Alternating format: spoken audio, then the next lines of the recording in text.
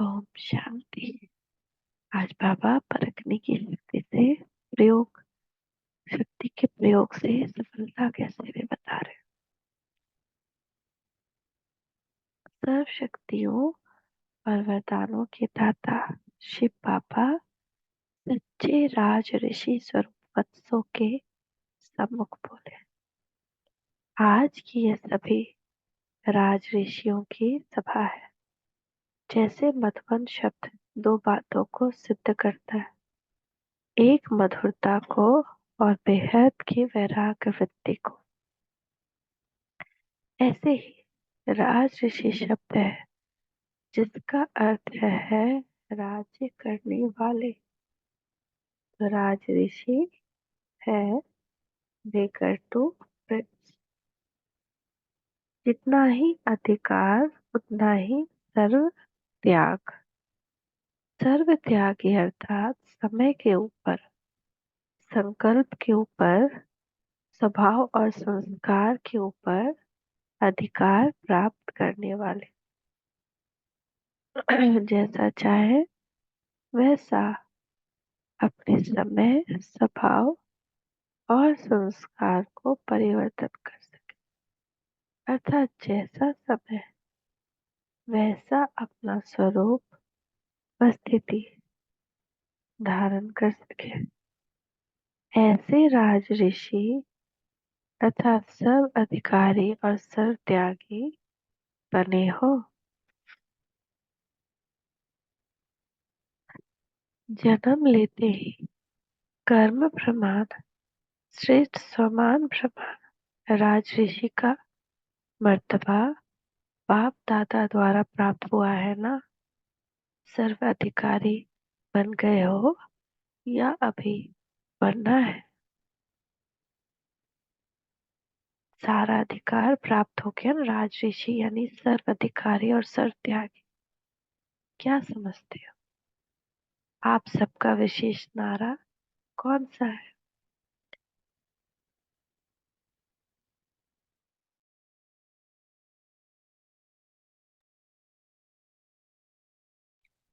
जब जन्म सिद्ध अधिकार है तो जन्म लेने से ही प्राप्त है, तब अधिकारी तो बन ही गए ना। नॉलेजफुल अर्थात मास्टर ज्ञान सागर। जब मास्टर ज्ञान सागर बन गए तो नॉलेज अर्थात समझ के अधिकार प्राप्त होता है। समझ कम तो अधिकार भी कम। नॉलेजफुल तो होना। अब लास्ट स्टेज क्या है उसको जानते हो? कर्मातीत बनने की स्टेज की निशानी क्या है? सदा सफलता मूर्त। समय भी सफल, संकल्प भी सफल, संपर्क और संबंध भी सदा सफल। इसको कहते हैं सफलता मूर्त। ऐसे सफलता मूर्त बनने के लिए वर्तमान समय प्रमाण विशेष कौन सी शक्ति की आवश्यकता है जिससे कि सब बातों में सदा सफलता मूर्त बन जाए? वह कौन सी शक्ति है? सर्व शक्तियाँ प्राप्त हो रही है, फिर भी वर्तमान समय प्रमाण विशेष आवश्यकता परखने की शक्ति की है। अगर परखने की शक्ति तीव्र है तो भिन्न भिन्न प्रकार के आए हुए विघ्न, जो लगन में विघ्न हो बनते हैं, उन विघ्नों को पहले से ही जानकर उन द्वारा वार होने से पहले ही उन्हें समाप्त कर देते हैं। इस कारण व्यर्थ समय जाने के बदले समर्थ में जमा हो जाता है। ऐसे ही सेवा में हर एक आत्मा की मुख्य इच्छा और उसका मुख्य संस्कार जानने के कारण उसी प्रमाण उस आत्मा को वहां प्राप्ति कराने के कारण सेवा में भी सदा सफल रहते हैं। तीसरी बात यह है कि दूसरों के संबंध में आने का जो मुख्य सब्जेक्ट है उसमें भी हर एक आत्मा के संस्कार तथा स्वभाव को जानते हुए उसी प्रमाण उसे सदा संतुष्ट रखेंगे। चौथी बात है समय की गति।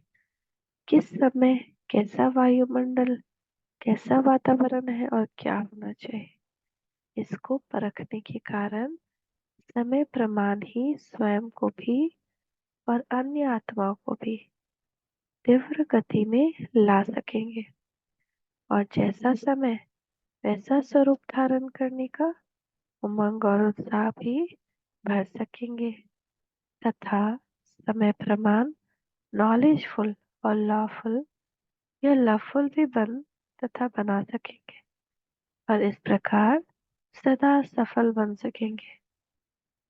क्योंकि कभी लॉफुल बनना है और कभी लवफुल बनना है, इसीलिए इस परख होने के कारण सदा सहज ही सफल रहेंगे।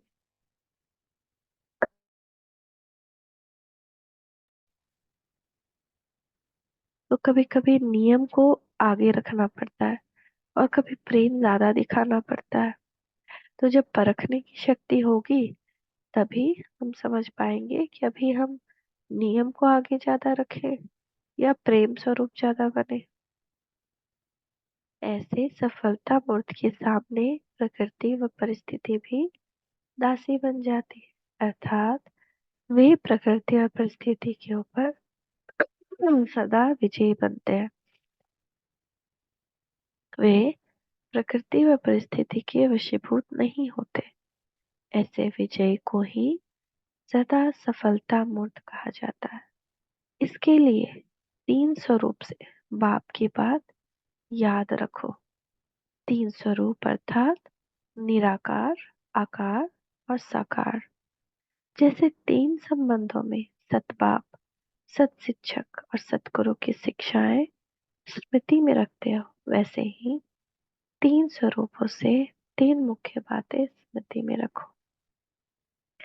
इन तीन स्वरूपों से विशेष तीन वरदान कौन से हैं? निराकारी स्वरूप की मुख्य शिक्षा का वरदान कौन सा है? कर्मातीत भव, है ना। निराकारी भगवान पॉइंट ऑफ लाइट शिव बाबा से क्या हमें वरदान मिलता है? कर्मातीत भव। आकारी स्वरूप अर्थात परिष्ठेपन का वरदान कौन सा है? और जब शिव बाबा ब्रह्मा बाबा के तन से वरदान दे रहे हैं फरिश्ता स्वरूप, तो क्या वरदान मिलता है? डबल लाइट भव। डबल लाइट अर्थात सर्व कर्म बंधनों से हल्के, और लाइट अर्थात सदा प्रकाश स्वरूप में स्थित रहने वाले। तो आकारी स्वरूप का विशेष वरदान है डबल लाइट भव। इससे ही डबल ताजधारी भी बनेंगे। साकार स्वरूप का विशेष वरदान कौन सा है? साकार स्वरूप का विशेष वरदान है साकार समान निरहंकारी निर्विकारी भव। ये तीन वरदान सदा स्मृति में रखने से सदा के लिए सहज ही सफलता मूर्त बन जाएंगे। तो तीन वरदान क्या याद रखना है? कर्मातीत भव, डबल लाइट भव, निरहंकारी निर्विकारी भव। बाप दादा से भी बच्चे शक्तिवान हैं, क्योंकि वे सर्वशक्तिमान को प्रत्यक्ष करने के निमित्त बने हैं। क्या वे ज्यादा शक्तिमान नहीं है? सर्वशक्तिमान को सर्व संबंधों से अपना बना देना, वह अपने स्नेह की रस्सी में बांध लेना, तो क्या ज्यादा शक्तिवान नहीं हुए? बल्कि अथॉरिटी को वर्ल्ड सर्वेंट बना देना, इसके निमित्त कौन? समीप व सहयोगी बच्चे।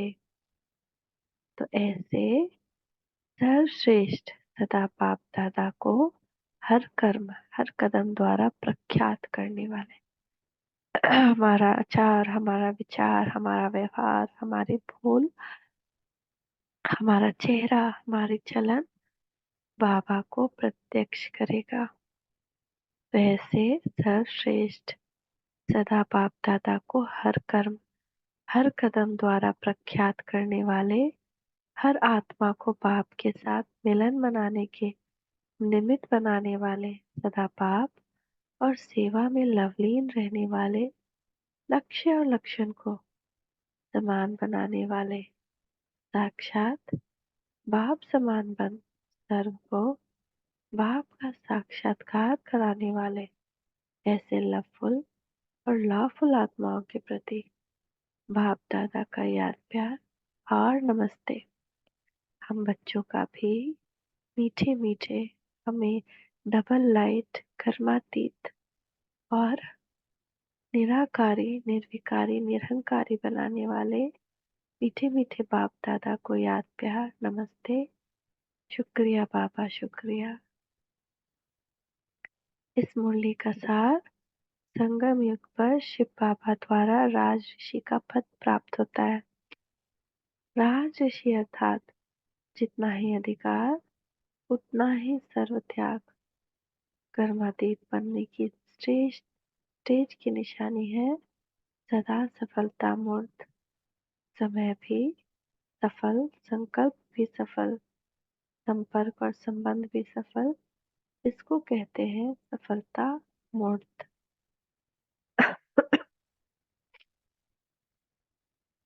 यानी कर्मातीत सदा सफलता मूर्त होंगे, यानी समय, संकल्प, संबंध, संपर्क भी सफल। सफलता मूर्त बनने के लिए वर्तमान समय विशेष परखने की शक्ति की आवश्यकता है। यह शक्ति होने से आने वाले विघ्नों को पहले ही जानकर उसको समाप्त कर अपनी शक्ति को व्यर्थ होने से बचा सकेंगे। हर मनुष्य की आवश्यकता को परख उसको संतुष्ट रख सकेंगे। समय व वायुमंडल को परख पुरुषार्थ की गति तीव्र रख सकेंगे। नॉलेजफुल, लॉफुल और लवफुल का संतुलन रखकर ही सफलता को प्राप्त कर सकेंगे। शिव बाबा के 3 स्वरूप से 3 विशेष वरदान प्राप्त होते हैं। निराकार रूप कर्मातीत भव, आकारी स्वरूप से डबल लाइट भव, जिससे डबल ताजधारी बनेंगे। साकारी स्वरूप से बाप के समान निरहंकारी, निर्विकारी भव।